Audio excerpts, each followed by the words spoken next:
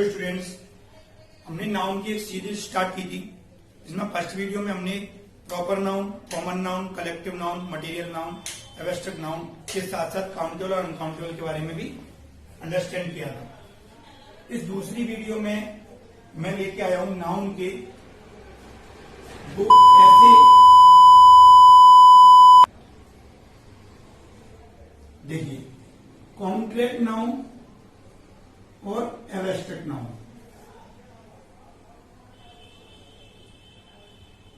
कई सारे स्टूडेंट्स को इन दो नाउन में बहुत ज्यादा कंफ्यूजन होती है, सर कॉन्क्रीट नाउन और एब्स्ट्रैक्ट नाउन क्या होता है। तो आज इस वीडियो में मैं कॉन्क्रीट और एब्स्ट्रैक्ट को पूरे तरीके से क्लियर करने वाला हूं। तो इस वीडियो को लास्ट तक देखना और इसके माध्यम से मैं ये भी समझाऊंगा कि नाउन को हम पहचानते कैसे, है ना। तो देखो, कॉन्क्रीट नाउन, कॉन्क्रीट नाउन क्या है और एब्स्ट्रैक्ट नाउन क्या है। तो इसके लिए हमें सबसे और इम्पोर्टेंट जो जानना है वो है फिजिकल एग्जिस्टेंस के बारे में।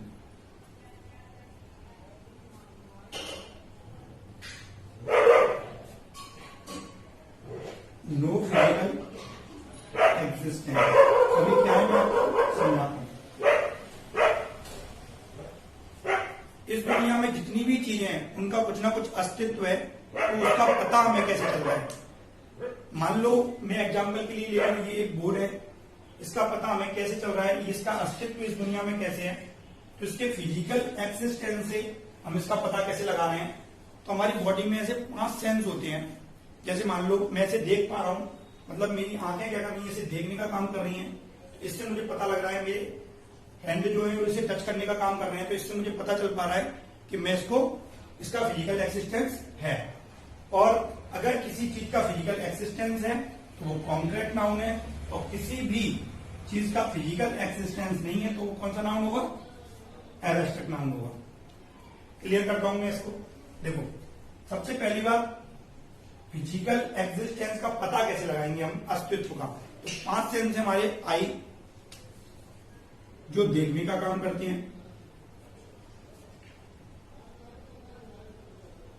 नोज जो स्मेल का काम करती है, सूंघने का काम करती है, ईयर्स जो हियरिंग सुनने का काम करती है, स्किन जो टच करने का काम करती है, और टंग जो टेस्ट का काम करती है। ये 5 सेंसेस से हमें पता चलता है कि किसी चीज का फिजिकल एग्जिस्टेंस है। इन 5 सेंसों से हम उस चीज को एक्सपीरियंस कर सकते हैं, उस चीज का पता लगा सकते हैं, उसका इस दुनिया में वो एग्जिस्ट करती है कि नहीं करती है। तो देखो, इसको मैं कुछ एग्जाम्पल से क्लियर करूंगा, कॉन्क्रीट नाउन और एब्स्ट्रैक्ट नाउन को हम कैसे पहचानें। तो पहले तो मैं आपको बता दूं, ऐसे 5 नाउन जो हमने पढ़े थे, प्रॉपर, कॉमन, कलेक्टिव, मटेरियल और एब्स्ट्रैक्ट। इन 5 में से 4 noun, proper noun, common noun, collective noun, material noun and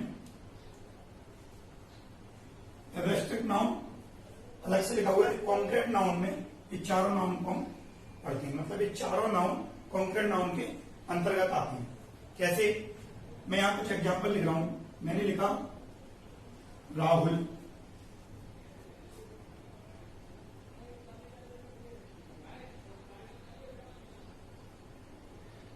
truth, tear, voice, grief,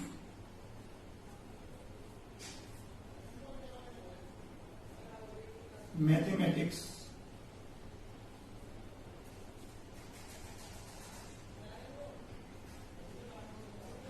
birthday, cake,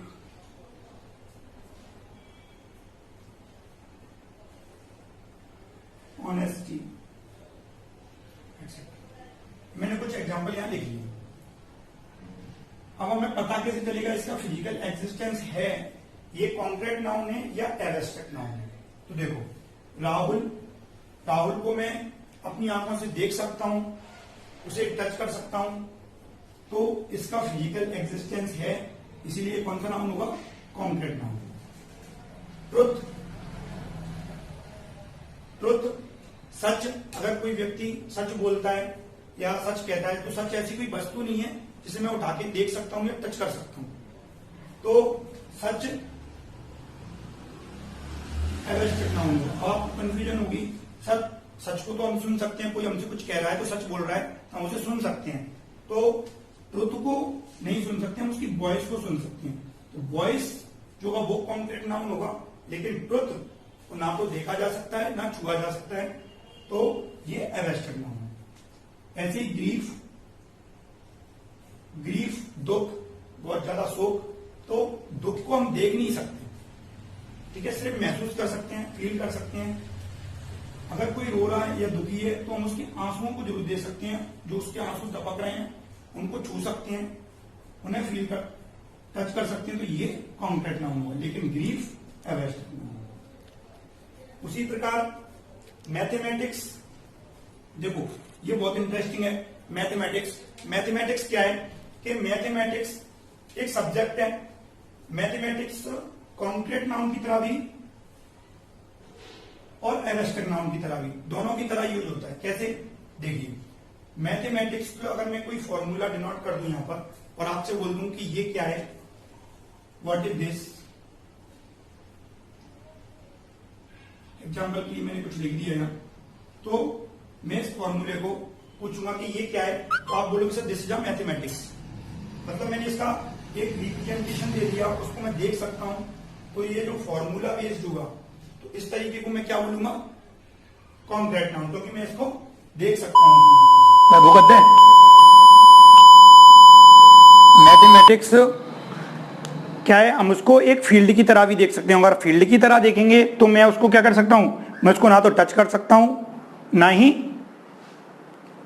सिर्फ उसको फील किया जा सकता है। कि मैथमेटिक्स एक फील्ड है जिसमें एमएससी हो सकती है, एमटेक हो सकती है, बहुत सारी डिग्रीज हो सकती हैं, या जिसमें हम स्टडी करते हैं, एक स्टडी की एक फील्ड हो गई। ऐसे ही साइंस या कोई भी सब्जेक्ट हो, अगर मैं उसको 5 सेंस से एक्सपीरियंस कर सकता हूं, उसको एक्सपीरियंस कर सकता हूं कि वो इसमें एग्जिस्ट करती है, तो वो क्या होगा?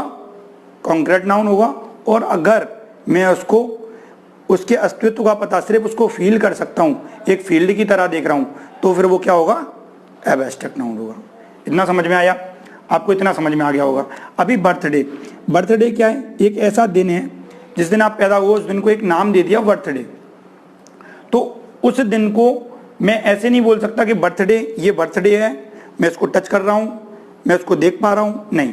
बर्थडे सिर्फ एक नाम दिया है मैंने एक डे को, ठीक है, एक पर्टिकुलर डे को मैंने नाम दे दिया कि ये बर्थडे है, तो इसीलिए इसको सिर्फ फील किया जा सकता है, तो इसको क्या बोलूंगा मैं? Abstract noun. सर हम बर्थडे को तो देख सकते हैं, लेकिन उसके सेलिब्रेशन को देख सकते हैं, केक को देख सकते हैं, वहाँ बलून्स लगे हैं उन्हें देख सकते हैं, तो इसको हम क्या बोलेंगे?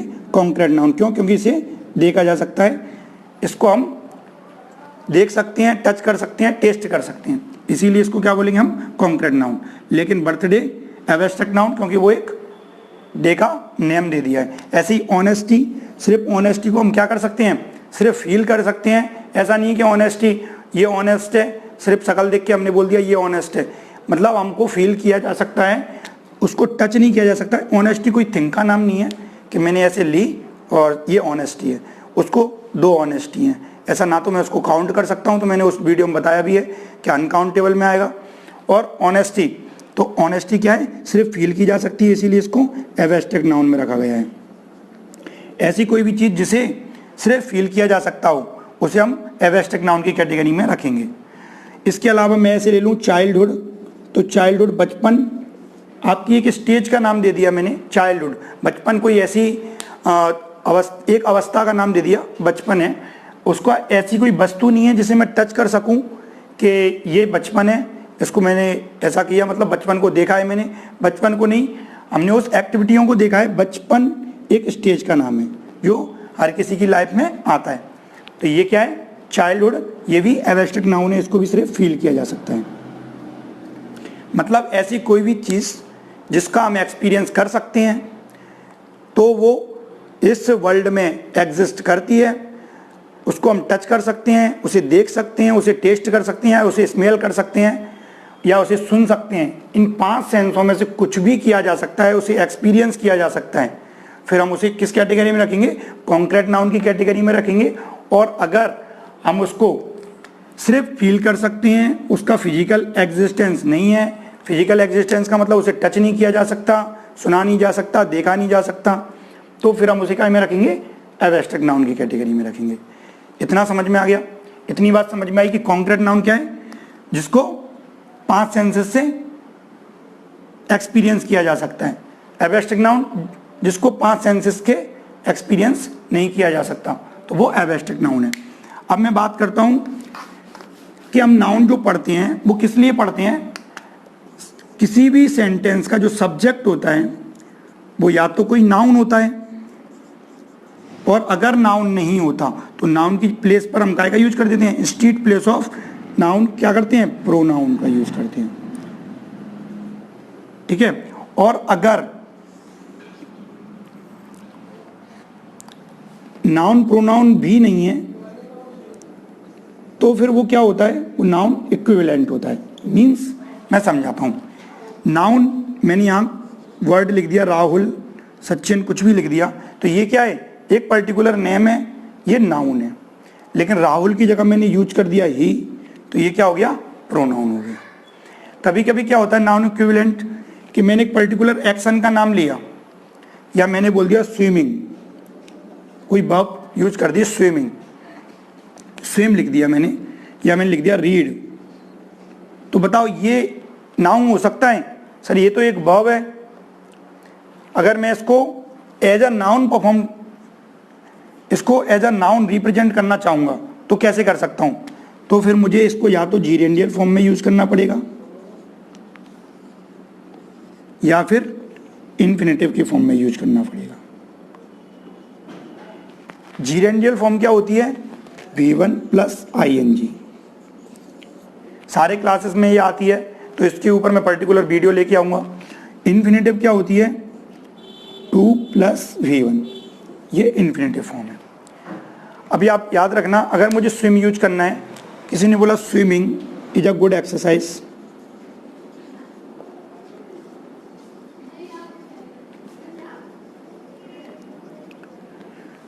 स्विमिंग जो वर्ड है ना तो किसी का नेम है, नाउन भी नहीं है, और ये प्रोनाउन में भी हमने नहीं पढ़ा, तो ये क्या होगा? Noun equivalent. इसमें आईएनजी फॉर्म का प्रयोग हुआ है, इसीलिए ये जीरेंड फॉर्म होगी, तो जीरेंडियल फॉर्म में यूज कर दिया मैंने।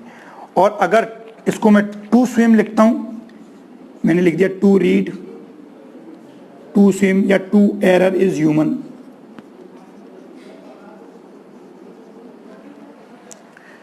तो यहां पर ये क्या है? एक इन्फिनेटिव फॉर्म है, तो ये भी एज अ नाउन परफॉर्म कर रहा है।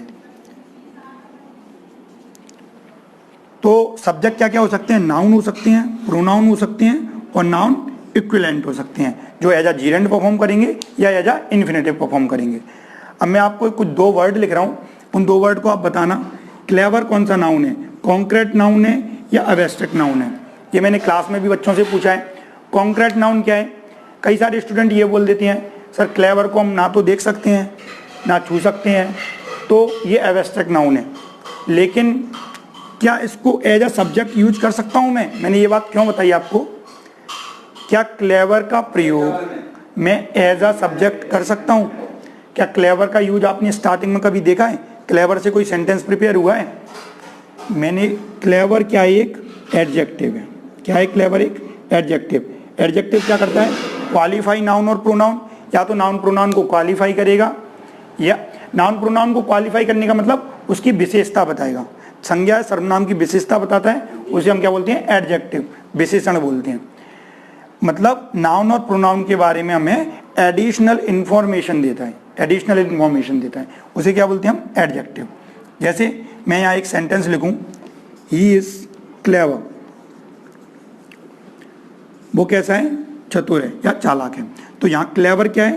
एडजेक्टिव है, उसकी एडिशनल इंफॉर्मेशन दे रहा है। अगर आपने उसे सब्जेक्ट की जगह पे देखा भी होगा तो इस तरीके से देखा होगा। मैं बता देता हूँ एग्जाम्पल के लिए। A clever boy is sitting there,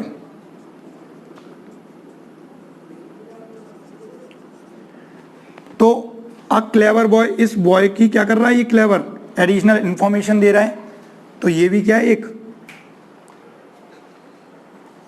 additional information दे रहा है, तो ये एक एडजेक्टिव है इसका, ठीक है। इसी को हम क्या बोलेंगे, तो क्लेवर क्या है, एडजेक्टिव है, ना तो ये कॉन्क्रीट नाउन है, ना ये एब्स्ट्रैक्ट नाउन है, ठीक है। इस चीज़ का आप ध्यान रखना। आई होप आपको कॉन्क्रीट नाउन और एब्स्ट्रैक्ट नाउन अच्छे से समझ में आ गया होगा। अब आपको कोई डाउट नहीं होगा कॉन्क्रीट नाउन और एब्स्ट्रैक्ट नाउन में। अगर इससे रिलेटेड कोई भी डाउट हो तो जैसे मैं हर वीडियो में बोलता हूँ, आप कमेंट बॉक्स में मुझसे पूछ सकते हो।